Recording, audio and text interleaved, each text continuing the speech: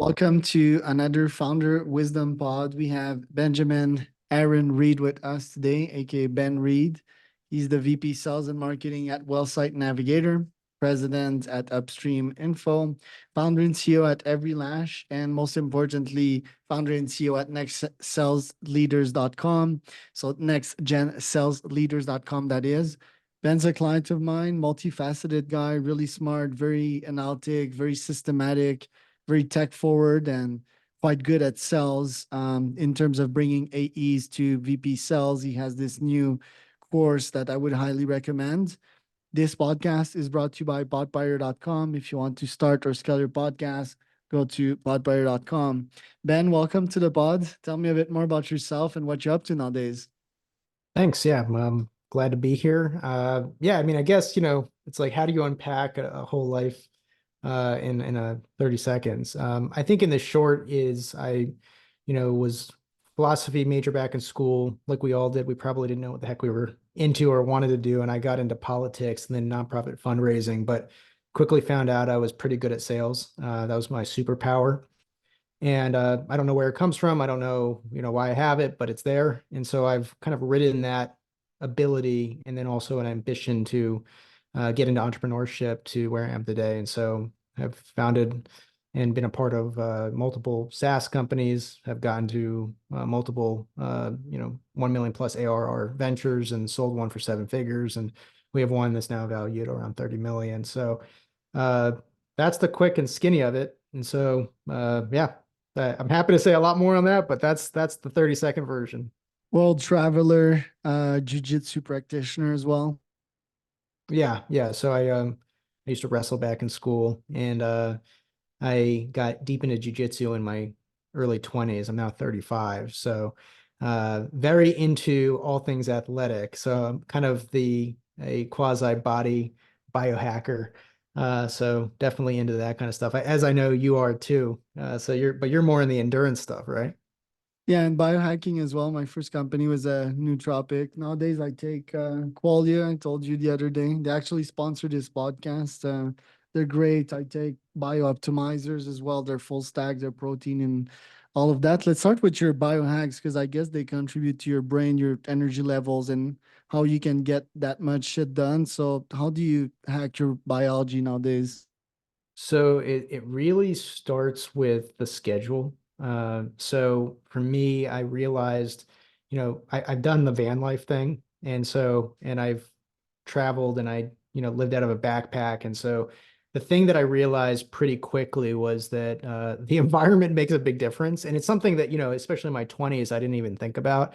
And then I just realized that literally every minute of the day can be used for something. And so it seems like cliche, like squeeze every minute out, get up at 4 a.m., do that kind of crap. But what I realized was I was just spending a lot of time setting up and breaking down. And like what I mean by setting up is like literally pulling my laptop out, like putting it on a stand, driving to the location, having all my cords in place, getting ready with the right lighting. If I was doing, like, you can see my lighting's in the background. And so those things add up to literally hours a day. And so I wasn't able to like focus on what mattered to me. So I wasn't sleeping at the right times. I wasn't eating the right things because I literally only had access to certain types of food. And so the core and the base of like everything I do is actually based upon the schedule. I don't know if it's possible to share my screen, but I could actually show you like what my Yeah, schedule go looks ahead. like. So like, I'll show you this to you. I mean, this is pretty freaking intense, but it gives you a sense of like what I do every single day. Um, can you see my screen? Yeah. So you can see here, like, I literally have this baked out. So like on every day, I wake up at 7:15 a.m. I'm not the 4 a.m. guy. Sorry, just won't do it. Then I work out for 2 hours. And that's because I do a lot of like mobility stuff. So like a key part of my biohacking routine is I have a coach around mobility. And there's a whole thing to discuss about that. But I used to be into bodybuilding. I was wrestling and it really broke down my body. And so I got into like more joint mobility and just a lot of more rock climbing and calisthenics and gymnastic type workouts. And so I have a coach around that. Uh, and then I never used to do like the retinol, like tretinoin type of skincare routine, but my wife turned me onto it. So, and then Brian Johnson, Mr. Biohacker, he does that in the morning. So I have a whole skincare routine that I follow, which is mostly tretinoin, some moisturizer. I use vitamin C, and then I use sunscreen in the morning, and then I do tretinoin in the evenings. So that's the skincare routine. And then I get into my breakfast. And I used to do the intermittent fasting, 8 hours, but what's his name? Peter Attia, is that it? Peter Yeah. Attia. He talks about how he used to do it and now he stopped because it's just really difficult to hit your macro protein nutrients when you are on a fasted schedule. And I found that too, as I've been losing a lot of weight, especially while traveling. And so I was at like 173, like really well built. And now I'm like down to 164. And I didn't like that. And so a lot of different guys will talk about how you like uh essentially like you lose muscle mass as you grow older. And so I don't want to be losing my muscle mass so early in my 30s. I'm 35. So anyways, breakfast early. Then I get into my client work and my businesses, and I basically work nonstop through that. And then at the end of the day, I have meditation built in and journaling. I just have find that it's extremely helpful. Like one of my like a core thing to understand, and tell me if I'm like blabbering on too much here, but a core thing to understand is that I believe values. There's a great quote uh, that came from both Russell Brunson, founder of ClickFunnels, and somebody else, and he talks about how like success is both uh, accomplishment, but also how you feel about yourself at night as well. So, and that's kind of self-reflection. So it's like, yeah, I want to accomplish this thing, like build $1 million business or get to a certain body fat percentage or run a certain marathon. But then there's also like when you look in the mirror, what she calls fulfillment. When you look in the mirror at night, how do you actually feel about yourself? And so that's how I define success. And there's another quote from Alex Ramosi, where he talks about, it's a very subtle quote he said in the middle of a podcast that like actually changed my life, which was, I like to pursue life through values I choose. And that's how he like is able to hustle so hard, is that he pursues life through values he chooses. And I went really deep on that. And I realized that like, values are the basis of all action and behavior. And so if you're going to take the right action, you have to define your values extremely clearly. And so I'll even show you here, like under my, this is my tracking for the day, but I literally have like a values tracker. Uh, Let me see if I can pull this up. It's pretty small here, but you can see on the left, it's truth, compassion, integrity, responsibility, grit, honor. So I define those first. And then I created a habit tracker. I know this sounds so crazy now that I'm saying this out loud, but I created a habit tracker where I track all of the actions I want to take that reinforce my values, such as journaling for peace, complimenting my wife and being present with her for compassion, and eating healthy, which is integrity to myself, following a schedule, and et cetera. And I actually track like how well I'm doing at those every single day. And you can see I'm out of integrity because I'm not following my habits well across certain days. But part of one of my core values is resilience. And it's about battling back after not fulfilling obligation. And so I literally structure all my habits around my values, and then I structure my schedule around my habits. So it starts with the values, goes into the habits, and then that's where my schedule comes from. And that's how like this whole thing came to be. And that's why I have meditation and journaling and all that other stuff. And then I literally work all the way. This says free time relaxation, but I pretty much work that whole time. And then I just usually go to bed and then I repeat. So that's my biohacking. There's a lot more to say on the fitness and like the health stuff, but that's basically it. Fascinating, dude. I mostly like everything that I'm seeing there. The value stuff, though, do you feel like you need to track these? Aren't these like natural to you? Because I have my values, by the way, we share probably like 85% of the value there are top priority. Me, truth also comes as number one somehow. Honesty, because I believe if you stray away from truth, you stray away from science, and that's what made humanity what it is today. I'd put like love in there. I'd put accomplishment, progress, if these are even values. Um, but don't they come in natural? Why the need to track them? So there's I'm not gonna like be able to pull out like psychology literature out of my ass right now, but I generally and anecdotally will say that everything I understand about human psychology is that what you focus on is what gets improved upon. And also when there are analytics or metrics of tracking, you tend to focus on it more and improve it more. And so I certainly think that like there's a difference between, so I do personality tests for hiring out all my account executives for my sales team. And there's on those personality assessments, there are behavioral characteristics and there's also value-based characteristics. So it talks to you about how you behave and also what you value. And the most fascinating thing that I realized is that there is typically very often with most human beings, there is a separation between what they think they believe and values and actually how they behave. And so it's one thing to believe something, and it's a whole nother thing to actually live like that. And so with that being said, the question then becomes, how do you know if you're actually living according to what you believe or you think you believe? And what I found is that we all live, I'm sure you've heard of the old McNamara quote of like the unknown unknown, the known unknown, and then the known knowns.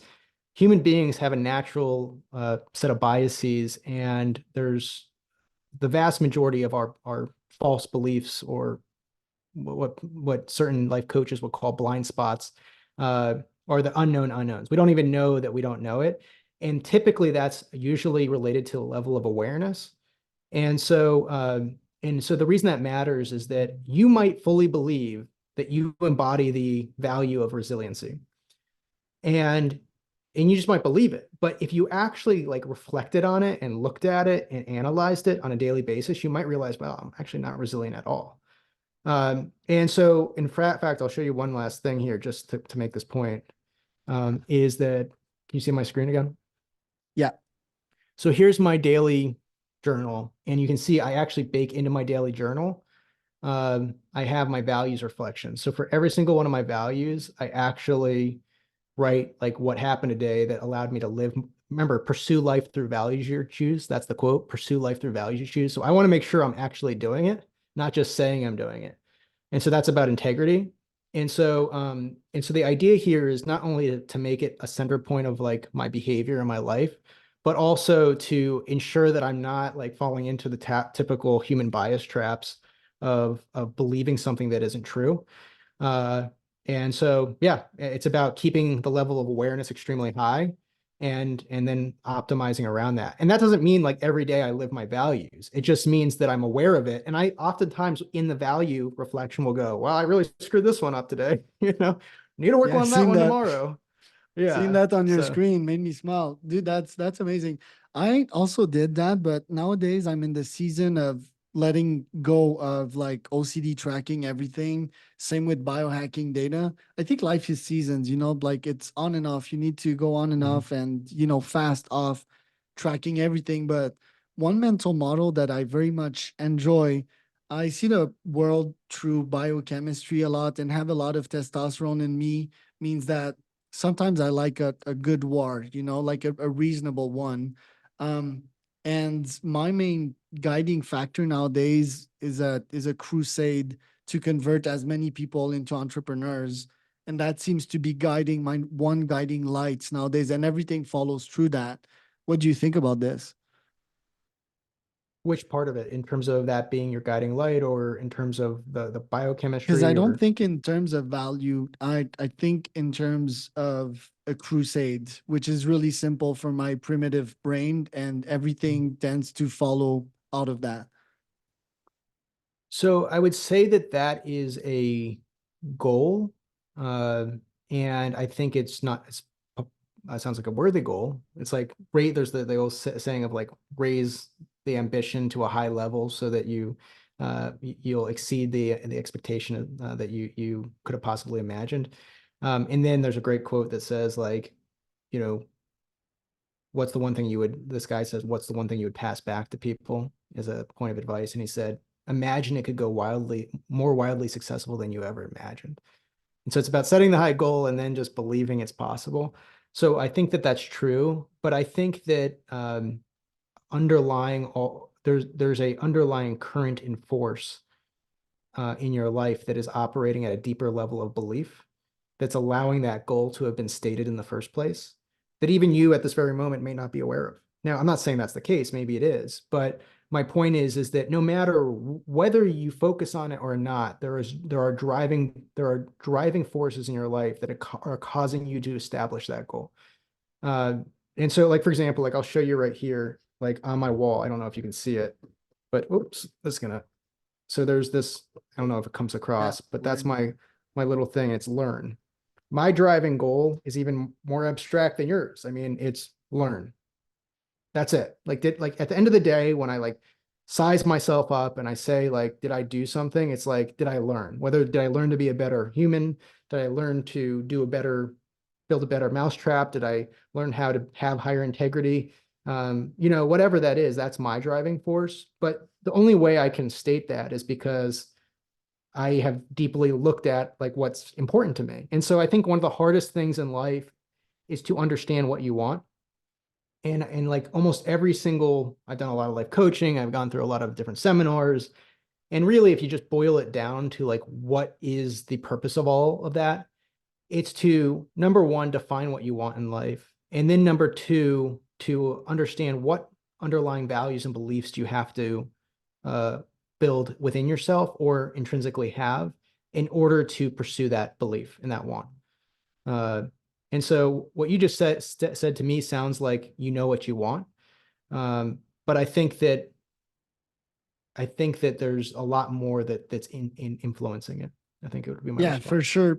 But I also think it's identity, right? Like if I ask myself in the past decade or so, what do I identify myself with? Just like people go she them day nowadays, me, my word is founder, you know, or conquistador or colonizer. I would have been back in the days. Nowadays it's entrepreneur. Because we're civilized. And what's under being an entrepreneur? Of course, it's grit. Of course, it's change. Of course, it's learning. Of course, it's truthfulness. There's no truer being than entrepreneurs. They don't bullshit. Because if you're employed, you're sort of bullshitting.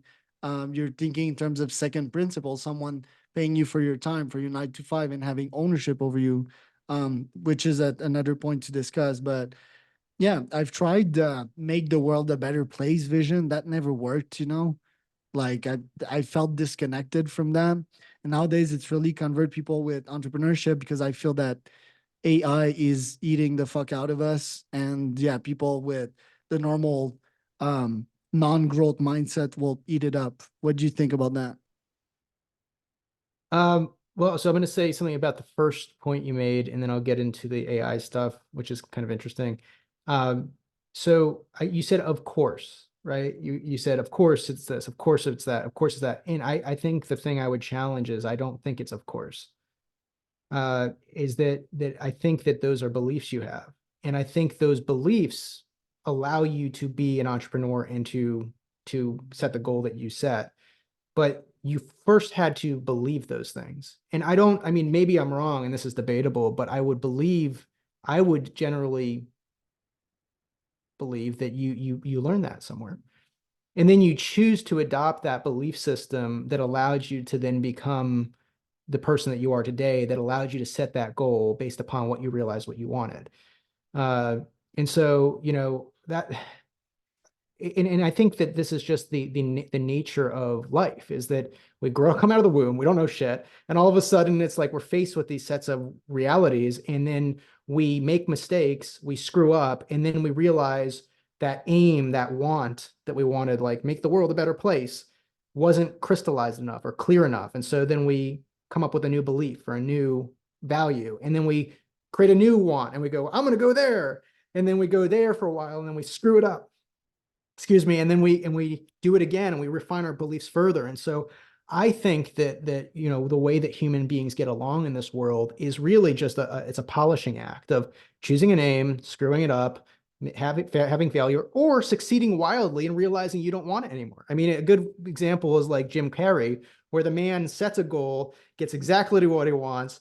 By the age of 45, he's world famous, has hundreds of millions of dollars, does everything he wants, and he realized it was all bullshit. So, I think that we're just constantly in this phase as human beings of striving, failing, succeeding, learning, and then resculpting our goals, which resculpts our beliefs and our values. So I think you're doing it. The question is, are you aware of that? So that's my primary goal, is to become aware of that, because I think that's that the closer we are to those beliefs and understanding those beliefs allows us to shape reality in our favor. And I'm a goal, maybe I'm a control freak, but the closest I think we can get to having free will is to doing what I'm describing, in my opinion. Maybe I'm completely wrong, man. I don't know, dude. I'm doing my best here. Right. Hmm. How does one get more aware? I have a good answer for that if you want to hear it. I I thought don't. deeply about this. Yeah, go ahead. Um, so awareness, in my opinion, comes through feedback, and feedback can come in many different ways. So one way that's kind of obvious is somebody tells you you suck. Now feedback can be true. It could be kind of true. It could be untrue. And so it's really you as a human being that has to define whether that is or is not true. I'll give you like a quick story. When I was younger, when I was young, as we all probably were, uh, we probably were out of touch with our impact on others around us to some degree. I mean, especially as kids when we're crying, right? Like, rah, like it's like, I don't give a shit about anybody. I'm just gonna let everyone know I'm upset. And then we start to grow old and we become more aware of that impact. And so, but I was acutely aware of how little control I had over my own ability to impact somebody or hurt somebody or not. And so I recognized this gap around the age of 13 or 14. And I remember saying to my friend, hey man, like, I think I'm pissing people off. I know this is weird, but could you like just point it out to me if you think I'm being a dick or something? You know? And I did that because I was clear that I didn't have that capability to perceive for myself that I was doing something wrong. And so I asked for a third party to give me feedback. Now, feedback from a third party could be from a benevolent, loving friend, or it could be from like the asshole teacher who's like, "You dude, you suck." It could be through a grading system that's kind of clearly defined, or it could just be like from your results. Like, you want to do a 100-kilometer race. You have a certain goal to finish it. You don't finish it. That's feedback. You suck. Get better. So feedback comes in many ways. Another piece of feedback is like just self-reflection. It's like what I do in the diary every day. It's like you're giving feedback to yourself. So I think that like at every moment of every day, we get to give ourselves feedback. But what feedback is really just a bunch of beliefs. And what we get to do with those sets of beliefs is to determine what is true or not true. And unlike how I was when I was a child or I was unaware, I didn't have a sense of myself. But over time, we start to build in uh, layers of proof that we are capable and who we are. And so maybe back when I was 15, I didn't understand. But now if somebody says, you really didn't handle the situation well, I can, with some level of data backing me up, say, well, actually, given the context and knowing myself and knowing the situation, I think I did pretty well. And I could probably still improve. But now I have some basis of like gauging reality or measuring the wind of what is appropriate. But it's still nonetheless like a form of feedback to myself and to others. And I think that's how you get to become aware, is through this filtering process. I can relate so much of that. Do you have like 25 more minutes or something like that? Yeah. Does the Let me schedule just double say? check my time. Hold on. Because I got a big one Uh, coming yeah, next. I got 25 minutes. Yeah. All right. So AI, does talking to your clone or using agents to give you feedback and also help with that? Sure. I mean, I think that I think like in terms of feedback, there's this is like a management trope that I've learned along the way. I don't know if anybody else thinks about it like this, but this is something that I believe. Uh, and anytime there's a subjective belief, it's always debatable. So take everything I'm saying with a grain of salt. Uh, people in When I say people, I include myself within that statement. People will only take feedback if one, they're wise enough to take it, and two, if they are if they believe the source of the feedback is credible Yeah, and if they feel safe. and if they feel safe. So what's like the most credible feedback you can possibly get? Results, right? I make a sales call, I pitch a sale, and I didn't get the sale. So there's something wrong there. Is it my pitch? Is it the offer? Is it the product? Like what? There's clearly something wrong. Now, on one small data point, maybe that's not enough of a sample size, and so it's important to know that there's variance. But let's say I do it 10,000 times and I sell 0 sales. Well, that's clear feedback. It's kind of hard to argue with that. It's like very credible. It's realistic. It's probably right. Now, let's say another piece of feedback. A shitty, untrained AI who I trained up on my behavior, but is extremely buggy and sometimes has Tourette's and just decides to like freak out, gives me a piece of feedback about myself that says I'm actually like the next coming of Hitler. Well, clearly, like I'm not going to believe that thing because I know enough about myself. So, I think that there's some in between those two like variations of like 100% certainty of credibility and like kind of like very low credibility. I think most senses of feedback lie within that realm. And so I think that like when it comes to AI, generally speaking, like I think it does a good superficial job of giving you an indication of a direction at this point. But I would say that it requires a lot of data. And so I really like Alex Hormozy's, as you can see, I'm an Alex Hormozy fan. But I like Alex Hormozy's idea of like the best person to ever give you feedback is yourself. And so he talks to his 85-year-old self because the reason for that, and the reason he doesn't like psychologists is because in order for a psychologist to begin to give you credible feedback, they'd have to dig into like 20, 30 years of your past history to get enough context to start to give you a good set of answers. And the problem with AI, and I've run several companies based upon AI, large language models, is that it requires a lot of seed data and training data. And it's not like a small amount of data. You need a shit ton of data. And so how the hell is this AI going to give you feedback on yourself unless it somehow connects into your head, reads all of your memories, gives you that, and then has a credible model to actually like, give you the type of feedback that's both, useful and also believable. And so I would say in the current version of reality, like I certainly would not believe most of the feedback. But not to say that it's not possible. I think that if it is able to do what I just described and get all the context on you and give you feedback, and you could say, like, in the tone of Socrates, based upon the download of my brain, what do you think my biggest shortcoming is philosophically? Then I would believe it, because there's like enough context. But that's the shortcomings of large language models is the data. That's the reason frickin' Facebook just sold what did they sell? They sold like $100 million worth of their data, the user messages to somebody else. I can't remember which Huh, company. really? Yeah, Gonna Google for that. data. Yeah, Facebook sold data. Yeah, the 85-year-old self of me, that would be fun. I'm gonna try to code that. Yeah, feeding it my current data, my current growth rate, and feeding it my long-term objectives plus the future environment. Talking about that, do you think Neuralink will actually be a thing in the next 10 years? By a thing, do you mean like what do you mean by a thing? Existing and the full vision of it, aka something that will allow you and I to communicate without the use of words telepathically.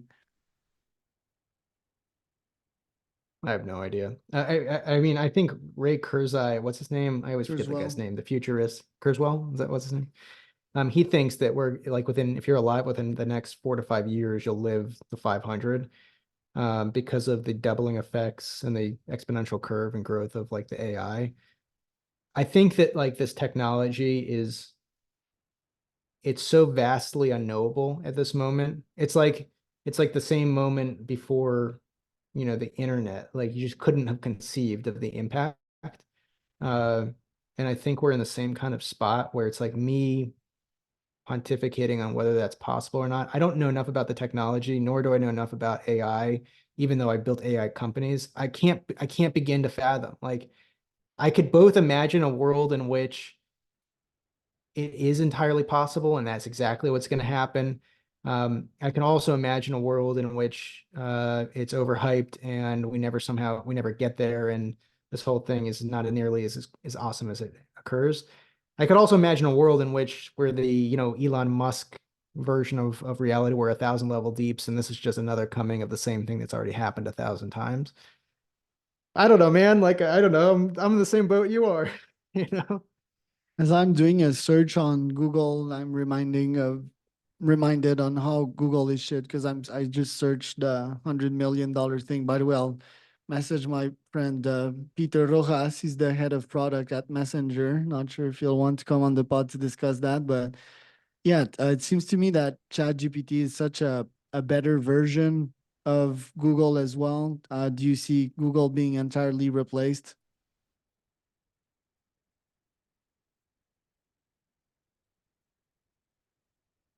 Hmm. Possibly. Uh, Possibly. Yeah, I'd have to put that's like a very deep question. I'd have to think about that. I don't know. Because your information diet, Ben, like what does it consist of? Like me, I read Wiki nowadays and I brainstorm with GPT to make sure that my potential conclusions make sense. GPT, Claude, Perplexity as well. What does your learning regimen looks like? So generally, I try to get first accounts. Like, so there's different sources of data you can get, which is like you can get like the crappy post you just saw from some influencer who just regurgitated something from some person 5 levels deep, and then now you're just like whisper down the lane style stuff. So back in school, I wrote a paper uh, that required me to go into like literally the old archives of like first correspondence of CIA agents in the State Department to actually read what they were saying in these correspondences. And I realized that like what people like the scholars of the time were reporting on the subject was, even though they were the best and the brightest of that subject, they were still disconnected from reality and there was bias introduced. So generally speaking, like I like to actually go talk to real people that know what they're talking about, that are the closest to the subject possible, or if possible, study it myself. So generally, like I was asked the other day, like I'm paid as a consultant part-time to inform hedge funds about market dynamics for the data analytics part of the oil and gas industry. And the only reason I have any credibility there is because I've made like 20, 30,000 phone calls to actual operational managers in these companies, and I've actually had the conversation with them and I've asked them firsthand. So that's generally where I like to get information when I actually like am going to take like a subject matter expert approach. So usually like when people ask me about like very dense subjects that I can't begin to possibly know the answer to, I usually will just say I can't know. That's generally how I take it. I do read Bloomberg and I read a bunch of other news sites because it's just kind of fun, you know? But like I generally come away thinking, well, that's probably not true. So, I mean, I do use ChatGPT a lot. I do enjoy having conversations with it. I enjoy asking it to summarize things. Generally speaking, I like YouTube. So I'll go when I'm trying to learn a skill, and it's usually tactical. I go find YouTube and I get the summary. So there's a transcript summary of YouTube, and then I just copy it and I paste it into ChatGPT, and then I just say summarize this in 100 words, and summarize like the major learnings from it. And so I can watch like 40 videos in like 20 minutes by doing that. So that's like how I do it with that. I don't really focus on like Reddit or Twitter or anything like that. So it's almost entirely like YouTube searches, and it's usually like guided by like whatever I'm trying to do.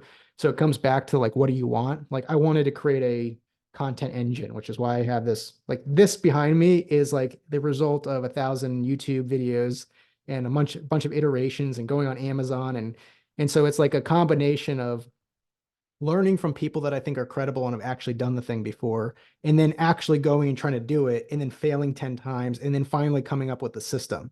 So like, and then I capture all this knowledge in my Notion, which is like an app for creating like, little wikis. And, I just think I have a very type A, like analytical personality. And so I like to capture that knowledge. One, because that's who I am and I like to know it. But two is because I love the quote of like leave processes in your wake. And so for me, when I'm building businesses, which is like my passion, is that the only way to not do something, but yet do it at the same level of proficiency that you could do it, is to build a system and a training framework. And the way to do that is through content and technology. And so anyways, like to answer your question, it really is about finding the people that have done it, learning from them directly, which is why I'm working with you about around email. And even though I've done email too, like, and I like compared to like 99.9% of the world, I'm probably like an expert at email, but I knew I hadn't done email for a course at scale the way you have. And so I saw you as like the next level rung above me. And so rather than having an ego around it and being like, I could do this, I was like, okay, I'm going to go talk to this guy who clearly like has this next little edge that I don't have. So that's generally how I try to do it. The problem is like once you get to a certain point on a subject, there's not many people that are better than you. Uh, and even if they were like better, they're probably not going to let you pay them because like at some point they're just making so much money that they're just not willing to pay. They're not willing to take your $50,000 and $100,000 check. Um, so that's the problems. Like when you get to the fringes of knowledge, I'm there like on a couple. Like I don't think there's many people on data analytics SaaS market dynamics that are better than me. I'm pretty up there when it comes to VP of sales, like sales management for like $0 to $10 million companies. But on any other subject, like I'm going to the people that I think are the experts and I'm going to talk to them. Yeah, I can see the Hormozy strategy as well as of paying an agency and checking everything that they do, trying to reproduce that. It's curious that you mentioned that people at the top won't take your money. So how do you get advice from them? Is just like hanging out in a mastermind group with them and picking their brain? I haven't cracked that code yet. I mean, I think one of the hardest things I have the biggest problem I've had is finding mentors, honestly.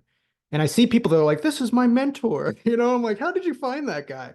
And so I kind of believe I don't know who said it. I don't know if it's Hermosi, but I know my friend Jenna Sword. You should check out her course. She has a whole branding course on using AI to like create your personal brand, mostly geared towards women. Jenna Sword and it's I think youcanbrand.com. But she's really brilliant. And I said, how do you find your mentors? And she's like, you pay them. And I'm like, okay. And so I mean, generally speaking, you pay them, but like as I said, when you get to a certain level, it becomes more difficult.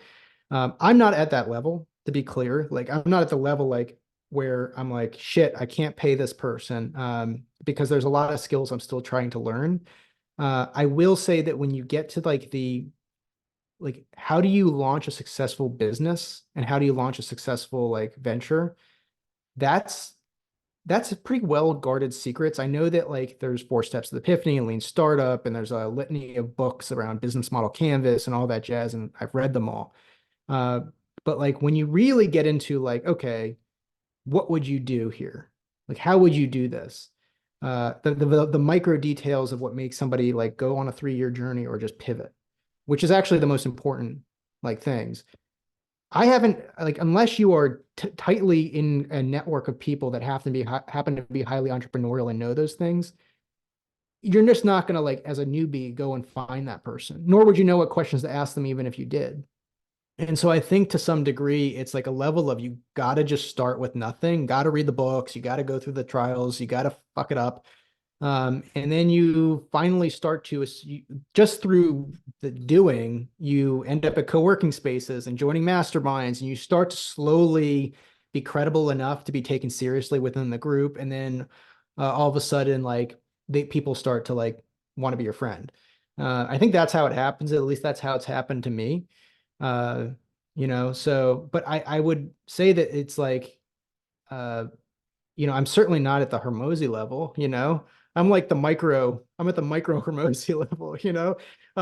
And so in terms of like wealth. And so like I haven't gotten to the point where I'm like so stratospheric that like nobody can begin to understand me.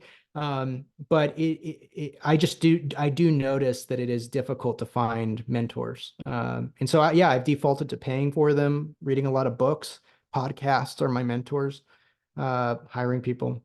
That's what I got. Yeah, I love that. Love how Ormozy is like still somewhat accessible in his thinking, at least with the level of success that he has. Yeah, great books as well, especially $100 million offer. The second one, I mean, that's my cup of tea. So I'm like, yeah, didn't learn much of that one. But for finding mentors, mentor's an interesting word. Interesting question is like, is mentorship a concept? Like me, I had a mentor when I was younger. It was this really odd entrepreneur, this visionary, really eccentric type of guy, a bit like myself. But that's the only quote unquote mentor that I had. Last week, I was called a mentor by a client of mine. I was like, huh, that's interesting. Because I believe in giving, I believe in win-win. I don't really believe in the concept of an all-giving mentor. I've launched cold outreach campaigns to find mentors, didn't find anyone because Hmm. this like they're like, who's this kid? Then paying for a mentor kind of defeats the purpose. I do think that, yeah, consuming their content nowadays the way to go because that's out there for free. But a good mentor like Mosey, if you spend like 15, 30 minutes on a call with him, he'll pinpoint your shit, because he's Mhm. seen so much. So there's also value in that. So the potential answer here, I run these masterminds, a company called Level 96, and these have been quite successful. So they went from, yeah, clients to friends to mastermind members, and I think that's a great evolution. Start, yeah. So you would have a point there with paying. So pay for my time. We spend time together. We become friends, and then we share the value. Now, top mentors like I don't know Elon, for example, pretty impossible to get that guy to quote unquote mentor you unless he invests in your company. So yeah, I don't seem to have a framework or a mindset for that one. But yeah, let's keep this one for another time because we only have 7 minutes left and I want to explore a couple more questions. Um, you touched right on the next topic, which was launching a business, right? So as I told you, like me, I think that's my core expertise with Apollo, testing out a bunch of business ideas or slash offers to a bunch of markets and finding product market fit. That's my great love in business. I saw on your LinkedIn a year ago, you were quizzing people about back pain. You have this AE to VP sales business. You have the quote unquote consultation slash newsletter to these hedge funds. How do you make sure to, well, actually, how do you find a product market fit? How do you find your ideas? Is it like ikigai type of stuff and then you compare it to the market? How do you go with ideas and implementation of these and seeing if there's a product market fit? That's such a deep question. I could spend an hour on that. So I'm going to give you the high level of it is that this is like the question I asked myself 10 years ago.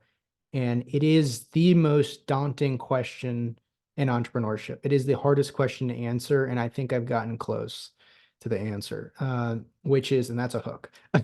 So I think that the answer is one, there is like no easy way, just to be clear. So just knowing that like there's no like, oh, I look here and this is how, it doesn't work like that. The 10,000 conversation point is really like what it ultimately boils down to. But there is a framework through how you can think about that is number one, you got to think and this is like kind of repeated in every single startup book, but you got to think like at a very micro economics level of like a single human being. And like the way I look at it, and this is the way it's usually defined, is like you want to find a micro niche market. Everyone talks about that, but what is that? It's literally a group of people that will self-reference each other in order to make buying decisions. That's a micro market. So like if I'm thinking like if I'm selling a piece of geology software, excuse me, to geologists. I want to find a geologist in Nigeria who would never talk to like a Texan-based geologist. They're both geologists, but they're not in the same market because they don't self-reference. And so for me, a micro niche might be like the Midland-based small independent operator geologists, right? And so typically you want to start by just defining like who do you want to work with? Well, then you ask yourself, okay, if that's true, then how do you come upon that person? They call this the ideal customer profile or avatar or whatever you call it. Well, how do you even start to bake it down out of like the millions of types of people there are in the world? And this is where like everybody talks about how to do this, but basically you want to choose somebody who is easy to reach and who has a massive problem. I mean, that's essentially it. Like, and they have a lot of money. So easy to reach, have a lot of money, and have a massive problem. Okay, well, then you ask yourself, well, then how the hell do you know how they have a massive problem and have a lot of money and are easy to reach? Well, that's the big question is you have to kind of start somewhere and come up with an idea. And some marketers talk about how, like, I know copywriters who literally won't write copy out of like health, wealth, and fitness. Health, wealth, and fitness, I think it is. Because those are the major markets that like are easy to like make lots of shit tons of money in. Hormozy, Gym Launch, right? All the offers on like how to make more sales or how to build a business is all wealth. And health is like Brian Johnson just launched, a $24 million annual recurring revenue business off of his Instagram. So there's obviously like focusing on like a particular type of niche, like health, wealth, or fitness is like a good start. But I actually think in software, it's much more micro than that. And you have to go much deeper. And part of this is like, you just got to do a bunch of studying. You have to become like an anthropologist, a historian, and you got to become extremely interested in a group of people. And like my business partner went back to MIT and he just found out through just studying a bunch of courses that there was this new thing called shale development in like 2009 and started learning about all the water problems related to it. And so he just started taking course after course and interviewing people around that and learning more about it, understanding the problem deeper and going to conferences and just exposing himself to it. And through that exposure, you start to learn who these people are and what their problems are. Now, once you've kind of dug into, okay, after all the studying, this could take years. I'm not lying when I say that. You then can use something called the mom test. In fact, I'll share my screen once you've like defined this. I actually happen to be doing this right now for this exact course. But the mom test is where you ask a certain set of questions. I'll show you something that I think is better, which is let me go into Drive. Let me go here and then go into marketing and then research. So here's that's the wrong one. This one right here. So here's the template that I use, which is, and I got this off ChatGPT. I said, ChatGPT, I love the mom test. Come up with 10 questions I can ask based upon the principles. That's where this came from. So the number one thing you want to do with anybody you're interviewing is problem identification. One, you should know they're easily accessible and they have a lot of money. You can figure that out by just like literally just like studying them. If you can't make a phone call to them and email them and have them respond to you, they are too hard to reach. Let's just start there. So that's reaching. The money part is look up their annual salaries, look how they make money. That's easy. So really the hardest thing is to know, do they have a big problem? And are there a lot of them? If you're selling to a very small group, like geologists, there's only like 30,000 of them in the US or something. And they're really, they don't have much money. They're making like 100 grand a year and it kind of sucks. And they are old school and they don't believe they have problems. And there's a whole discussion. I know we got to go here in a second, but there's a whole discussion around like problem identification. It's one thing to have a problem and it be very big and for them to not perceive it as such. And so it's not just having the problem, but it's actually perceiving the problem as a problem worth solving. The awareness. So you got to ask a bunch of problem questions. You got to ask about what they're doing to solve it because sales is always about the best alternative. And then you have to get into like, how frequently is it occurring and, what's the ideal solution look like? And I have a lot more to say on this and we're out of time, but that's what I would do is I would dig into looking at various markets, finding a person, seeing if they have enough money, seeing enough if they're easily reached and see if they have a big problem. And then once I understood their problem, I would look at viable alternatives in the market for competition and see if everyone is solving the problem sufficiently. And if not, where the gaps are. And then I would start to prototype a concept around the gap. And then I would start to put it in front of those same people and say, hey, does this solve your problem? That's how I do it. Yeah, I love it, dude. If the person has a passion and an expertise for solving that problem, that'd be great. And I do believe also that you can sort of shortcut your way through directly cold email these people without asking all these questions because some people just don't like answering questions and so forth. But I really love your approach again. Where can people find out more about you, Ben? So I'm about to launch. I haven't launched yet. What I've been working on with all this content is my social media sites, and it will be at benjaminaaronreed.com. So that's BenjaminAaron, Reed, two E's, Reed. So Benjamin Aaron Reed at for TikTok, Twitter, X, Facebook, YouTube, etc. Also on LinkedIn, I'm Benjamin Aaron Reed. You can just search me. And then also I have benjaminaaronreed.com. And that's how you can reach me. And if you want to email me, it's just ben@nextgensalesleaders.com. So that's it.